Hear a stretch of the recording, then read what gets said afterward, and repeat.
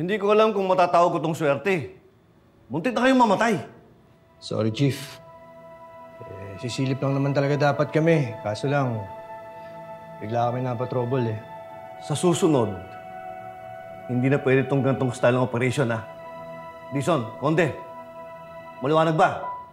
Yes, Chief. Pero good job pa rin. At natiklunin yung warehouse na ginagamit para sa mga illegal smuggling ng mga baril at ammunition. Bad trip nga lang, Chief, at namatay yung Nick Nock. Magagamit sana natin para mas malaman kung gaano kalalim yung korupsyon dun.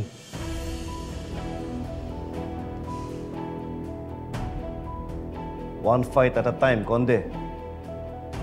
Sige na, magpahinga na kayo. Bukas na kayo magsabit ng report sa akin.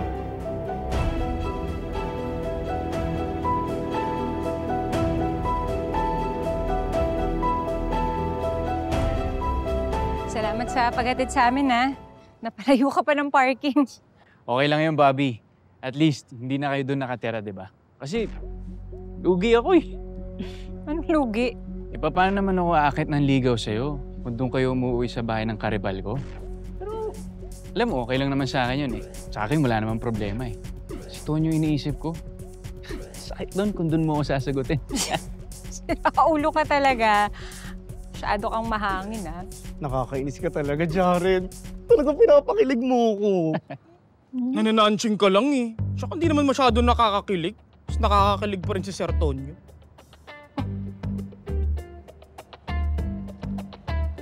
Talaga ba, Abdul? Abdul, hindi ka marupok. Hindi ka marupok.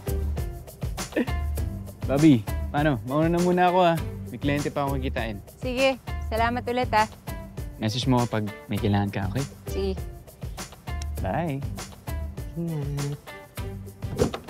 Bakla, nanghihina yung tuhod ko. Ano, loko? Ang hirap magpigil, no? Nanghihina ako.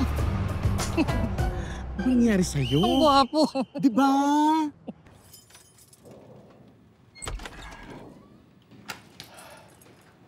Good morning! Bobby! Lola Isang! May dala akong breakfast, oh.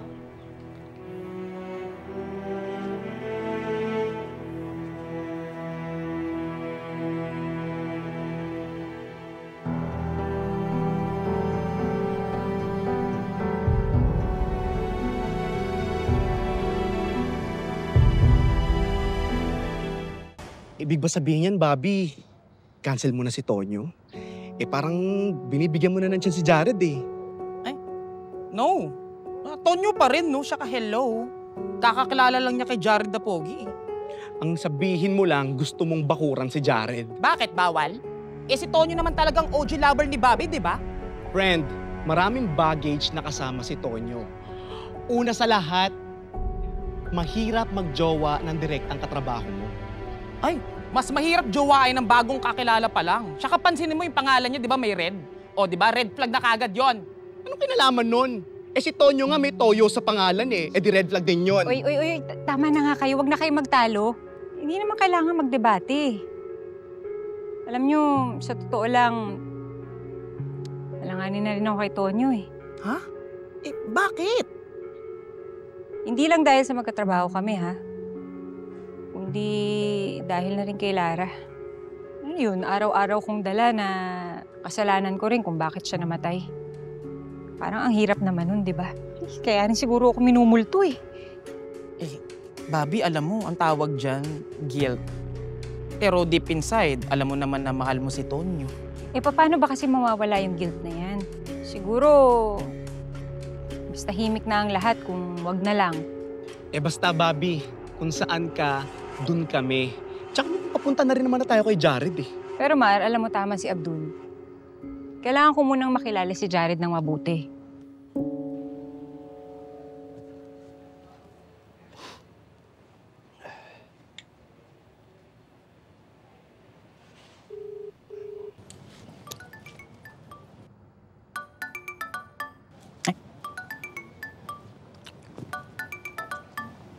Hello, sir. Hello, Bobby! Nakaalis na pala kayo nila Lola Isang? Okay na ba siya? Okay na siya. Bumalik na yung alaala niya. Salamat nga pala ah. Sorry, hindi ako nakapagpaalam. Hindi. Okay lang yun. Walang problema. Basta pag nagka-problema ulit, dali mo lang dito si Lola Isang. Walang problema. Sige, sir. Oo nga pala, Bobby. Okay naman tayo, di ba? Kasi parang umiiwas ka na naman eh. Sir, mas maganda siguro kung ganito muna tayo para hindi komplikado. Komplikado? Ano ibig sabihin? Basta. Mag-focus muna ako kay Lola sa ngayon. Sige, sir. Bobby, hello. Hello, Bobby.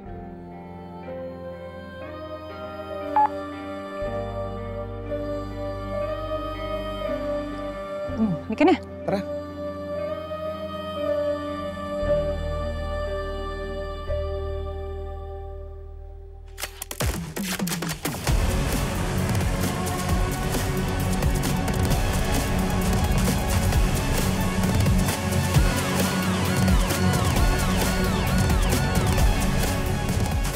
Possible na kinamatay niya is naturukan ng lason.